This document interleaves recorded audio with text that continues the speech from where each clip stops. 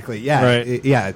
Baking popcorn, things like that. It makes a difference. But if a house smells like a pet, or if it has cigarette smoke in it, it's just going to kill a sale. It's going to be the first thing that people notice when they walk in. Things hit you. So we do an inspection before we actually take on the listing, and we will stage the house for people and say, listen, I know you love this, bright pink bedroom. It's great. Your kid is probably awesome. Paint it. Right. And another thing that I learned in real estate is that when there's family photos in the home, you take them down. Take them down. Yeah, because you don't want them to see your family. You want them to have the open viewpoint. My God, I've watched too much DIY with my wife having it on in the goddamn background. I've turned into that guy. Yep, you have. Yeah, we need another blog post. We got through that. We almost bought a house off Rambler Golf Course. I don't know if I told you that whole story.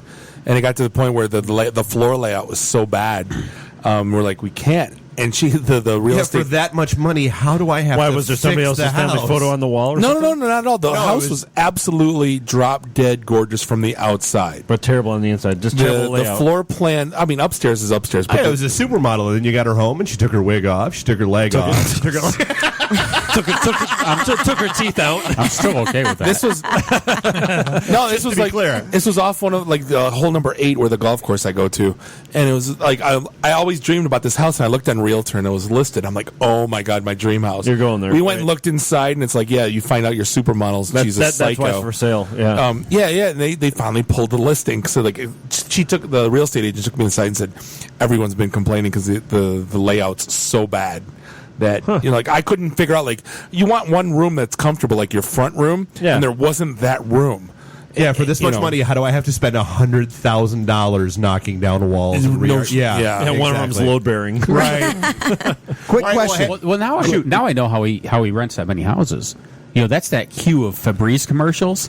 He leases them a Febreze commercial, and they spray them all, and then they smell good, and then he sells them. 3 days later, it's like, why does this smell like cat piss? Quick question. Is anybody else distracted by the glitter on Bob's face? Where is glitter? No, you must be catching the light. Yeah, what happened before this? I didn't shave. He went to a transvestite show before this. Did you hit 8 Mile before you what hit else the is new? Street? Why do you smell like cotton candy? No, it's great. Wait, are you getting turned on? It's gray whiskers. I didn't shave today. It's Monday conference call day. I'm like, I don't see anybody. Yeah. Nice. All right, well, we're up on the break, so Bob, this is the IT and the D show. We'll be right back. I'm so sorry. I thought that you my new style American girlfriend. Forget it, man. Just get some meth, all right? She not here. Don't jerk me around, man. Where is she? She got married. What? She at the church. She get married to oily bohunk. Married? Married. Married? Yeah, married. Married? Married. Jeez.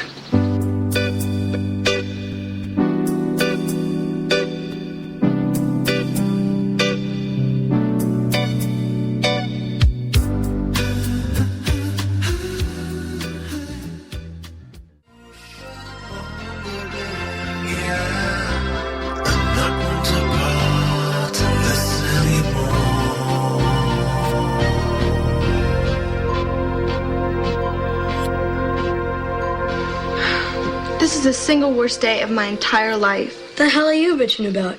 I gotta sleep under some Chinaman named after a duck stork. Dork. What in the world?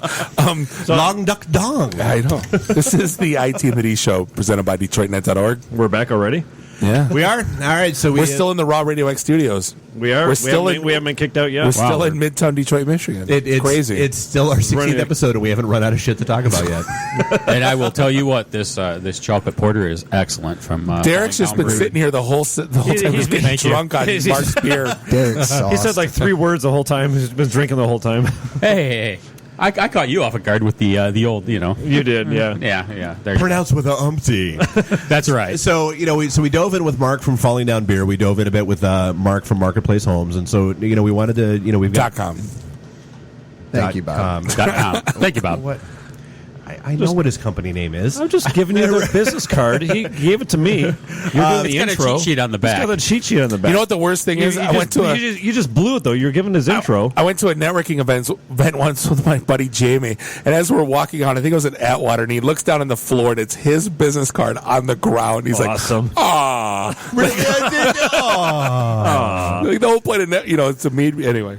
So Derek Strate from Absotech. So we had talked before that you've been coming to our event since 2009, and you are. I mean, you're part of. We talk about the evolution of the group and the different generations that we've had that have come through. He's part of the Detroit Net family. Well, so we've had those folks And I appreciate that have have done their thing, and they decide to hell with it. I'm starting my own thing, and then they come back and they're looking to hire, and that's the point that you're at now.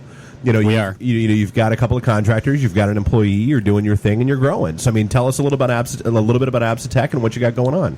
Well, first of all, I appreciate you guys doing everything you do, and it's just phenomenal. And back in 2009, I actually lost a fairly major contract right around then with the economic downturn, and kind of pushed me really hard to run lean and push this as a really full-time, really, this is what I'm going to do for the rest of my life. I think in 2009, everybody became a free agent. Yeah, if you were in IT. Everyone that had a side gig became their full-time gig. Yeah, that too. But we looked at the wall and just said, if I don't fend for myself, no one's gonna do that battle for me. Or at least their second full-time gig. Right. Yeah, exactly. But no, it's the market right now is whether it's false or whether it's true. Everybody debates the economic health, but there's no denying that there's just a ton of stuff going on right now. If they're building houses in my neighborhood, the economy's turning around. So they're building houses in my neighborhood in Oxford. Wow. Yeah, economy's turning around. Yeah, exactly. Yeah, because you both live in Ville. Pretty much. I don't think they can build houses in my neighborhood. It's all farms. Right. Go north, turn right. You're in my neighborhood. That's right. When you hit the Twilight Zone, turn left. There's Jeff's house. We got a Culver's in our neighborhood. That's right. Anyways, did Jeff buy a plot on Tatooine next year? That's right. Bob's on Hoth. So random side note, because my pen. Wow, I was gonna say you're throwing. Don't try to kill our guests for crying out loud. So just talking about the whole tattoo. Oh, my retina. Yeah, there was actually a story that came out today about how the Mos Eisley set in Tunisia is actually falling victim to the sand dunes that are going on out there. Sand people, and they're saying yesterday they're going to disappear. Yes. Oh, they're being buried alive. Yeah, there's a sand dune progressing towards it, and they said if you want to see it, you better get your keister over Really? there. Yeah, there's enough pictures there. I can just say I took them myself. Yeah, I was going to say I think I have a coffee book from 1982. Yeah, exactly. Yeah, something that will not spur me to move is hurry up and get to Tunisia. right. Ever since the revolt, they said it's a very nice country. Oh yeah, everything that was the best. Yeah, ever since our revolution, things have been great. Really? Yeah. Really? Yeah. I have friends that go on hunting trips there, but I don't think I'm going to tell them to take a left turn and go to the Mojave Desert and check out. So Absotech. So you've got a lot of stuff going on. You've got your own clients. In fact, just this past meeting, we were talking about hooking you up with somebody taking over some nonprofit gigs and that kind of stuff. No, and you're a .NET developer. Yeah, I was going to say you're the purple unicorn. Yeah. It's That's what we're you're that guy. We've actually we kind of provide end-to-end solutions for small to medium business. So we're involved in networking, VPNs, database, design, websites, .NET. But the .NET stuff has been pretty interesting lately because we've got now we're moving into like application utilities. So we're writing like our own backup scripting utilities and things like that. So we've got those deployed at a couple of sites. We're doing testing with VMware integration. There's a lot of exciting kind of things. We've got an app launcher now, so if you have things that need deployment to desktops, like desktop components, you can run the app launcher and things push it out automatically. It checks library versions and makes sure everything's synchronized. So, just to fill in the marks real quick, you guys got Buzzle Looks. Every recruiter in IT in this town is looking for .NET developers. So we always joke, if you come to one of our events, that's actually why you're sitting here. You're going to get absolutely berated because there's two things every recruiter needs is .NET and mobile app dev. Yep. So when you have somebody that knows .NET, we kind of just keep it quiet. If we liked him or hated him, we could give his email address to every recruiter we know right now. Well, since you handed me his business card, it's yeah, thank you. But it's a huge in-demand skill that's going on right now. So I said, if you're like a history major in college, change majors now. Just don't even. I mean, that's why I was asking on the break. I mean, what sort of demand are you seeing being in your industry, having that skill set? Are you seeing just an influx of your client set saying, "Hey, I want the solution. It has to be in this particular technology," or what?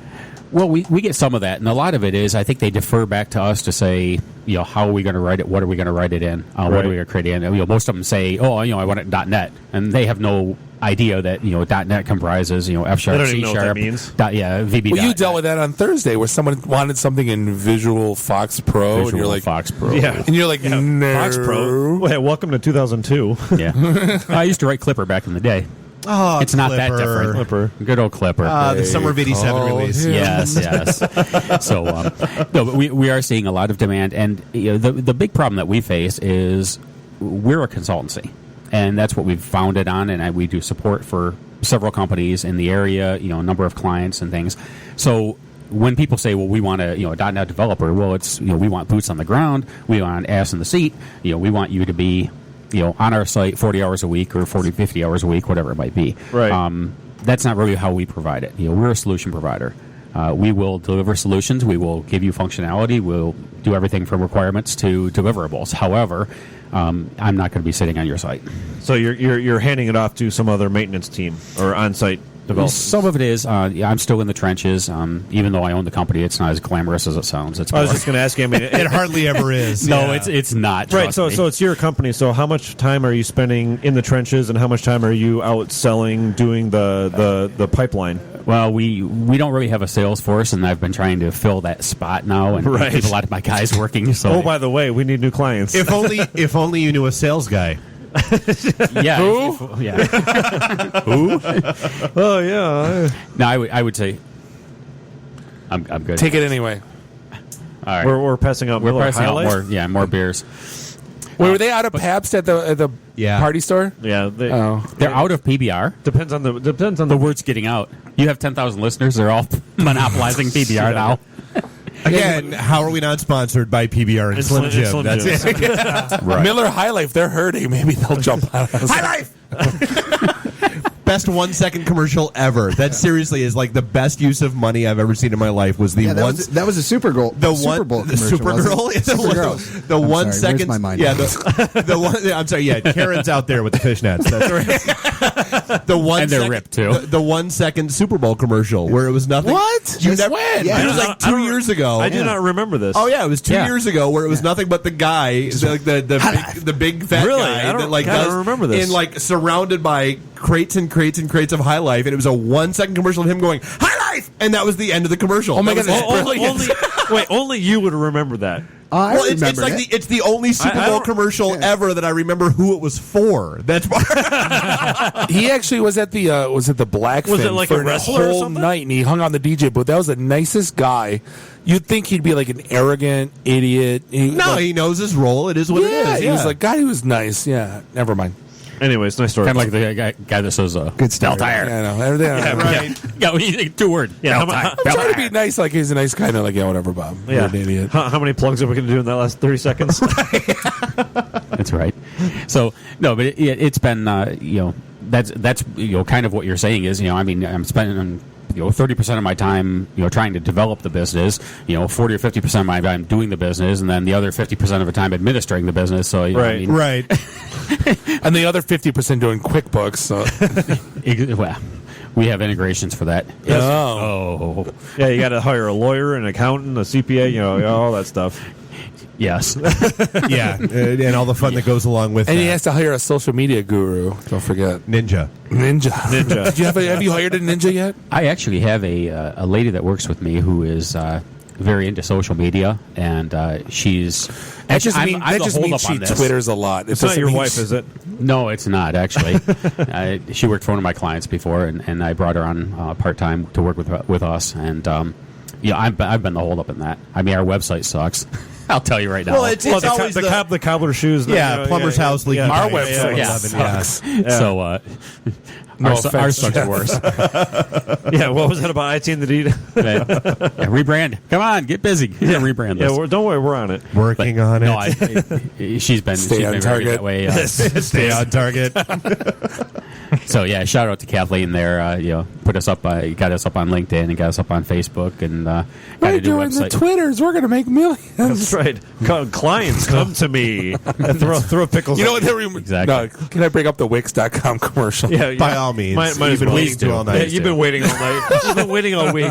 I'm sitting watching TV. Bob sent us this YouTube video. I'm sitting watching, Jeff and I were both like, what in the I'm like, hell? Did I miss something? I don't understand this. and I felt like I was in a time warp, like back in '97. We're like, we need a domain. Let's sign up with Wix.com.